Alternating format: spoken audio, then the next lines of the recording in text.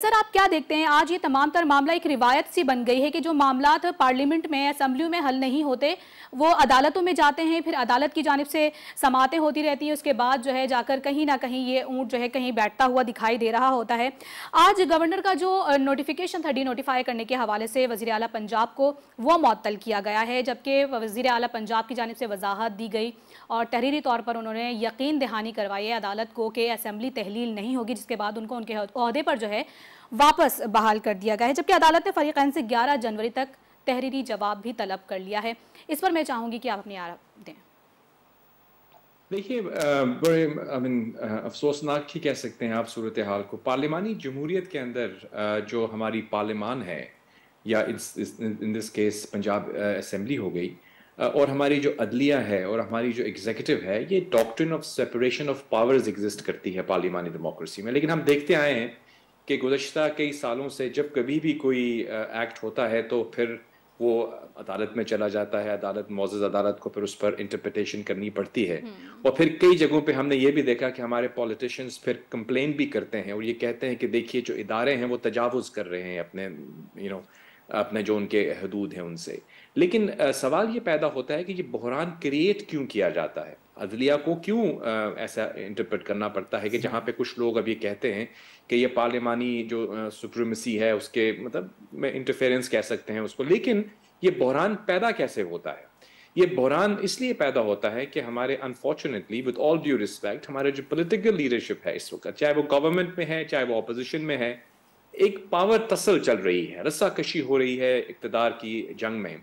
और अवाम की जो असल में जिसके लिए पार्लियामान को इलेक्ट किया जाता है, मैं और आप अपनी वोट के ज़रिए अपने एक नुमाइंदे को इलेक्ट करके पार्लियामान में भेजते हैं, वो फिर जिस किसी के पास अक्सरियत होती है वो वज़ीर आला या वज़ीर आज़म बन जाता है। तो उम्मीद तो ये लगाते हैं ना हम सब लोग अवाम के लिए, यानी कहा जाता है कि हुकूमत अवाम की है, लेकिन अवाम की जो उमंगें हैं, यानी हमारी एजुकेशन, हमारी रोड्स जो टूटी पड़ी हैं, हमारी महंगाई के मसाइल हैं, हमारी हेल्थ केयर के इश्यूज़ हैं, इसकी तरफ तवज्जो देने का वक्त तो उनको तब मिले जब वो पावर टसल से यानी पावर गेम से बाहर आए। बिल्कुल ऐसे ये ही। एक पावर पॉलिटिक्स हो रही है और हम देख रहे हैं कोई एक शख्स कहता है मैं वज़ीर आला बनना रहूं, दूसरे चाह रहे हैं हम उसको हला दें।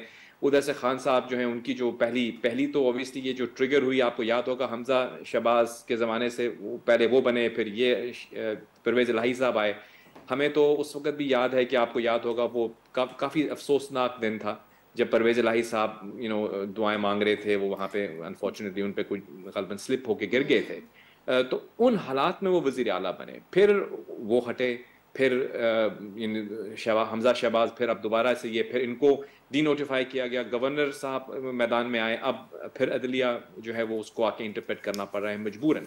यानी मुअज़्ज़ज़ अदालत को तो आप यानी इनवाइट कर रहे हैं कि आपकी जो शॉर्ट कमिंग्स हैं उनको वो आके किस तरह से किसी एक बैलेंस को बरकरार रखा जाए, एक अफेयर्स ऑफ द स्टेट है उनको चलाया जाए।